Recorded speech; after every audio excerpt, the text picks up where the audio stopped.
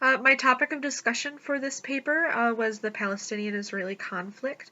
It's been going on for quite a long time now, and there's really no solution in sight so far.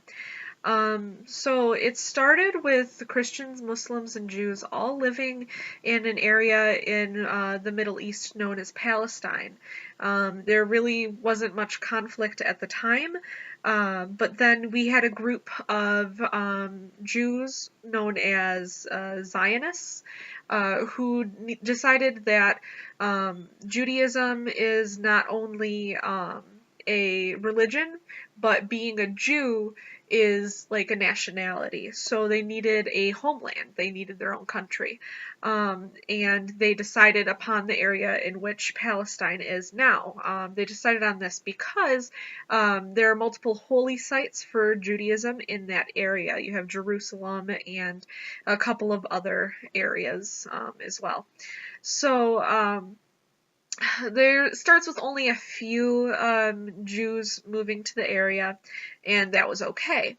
But then we had World War II going on, lots of anti-Semitism, and there was mass exodus of Jews from Europe, and they were looking for a place to go, and what better place than a place that is being touted as the homeland for Jews. So all these new people are moving in, and the Palestinians are getting a little worried because, you know, they're already colonized by Great Britain, and now there's all these Europeans moving into an area that they'd been living in for thousands of years. So a little bit of violence starts to spring up between the two groups, but over time it escalates as more people are moving in, and Great Britain can no longer take care of the area. They can't stop the violence. So the UN steps in, and it creates two distinct states. It creates Palestine, and it creates Israel. Despite having more people, Palestine gets the short end of the stick on this and gets significantly less land. But the Jews are okay with this because, you know, they finally have a homeland. They're super pumped about it. They finally sign the Declaration of Statehood. They're finally becoming a country. And a couple of Arab nations disagree with the fact that Israel should even exist, so they go to war with Israel. Israel ends up winning the war and takes over even more of Palestine's land, leaving Palestine with two distinct separate areas, one known as Gaza Strip and the other known as West Bank.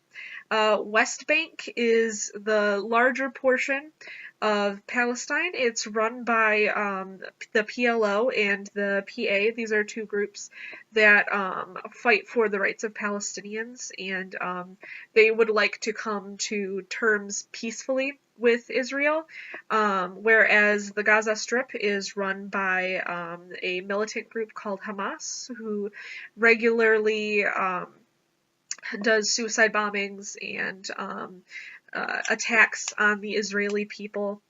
And because you have the two separate governments, you have these two very distinct entities, it's hard to get everyone to agree to a singular resolution to this conflict.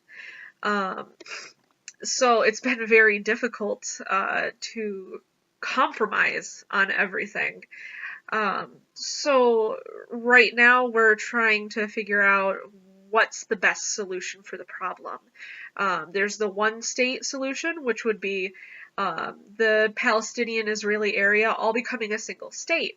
However, if we were to do that, the Jewish homeland of Israel would no longer be a Jewish homeland because there's so many more Palestinians, people of Arab descent, than there are Jews.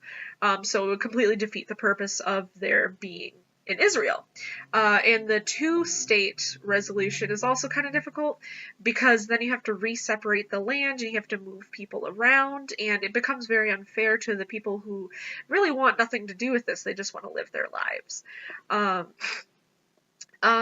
One of the more important, one of the bigger issues is what to do with Jerusalem.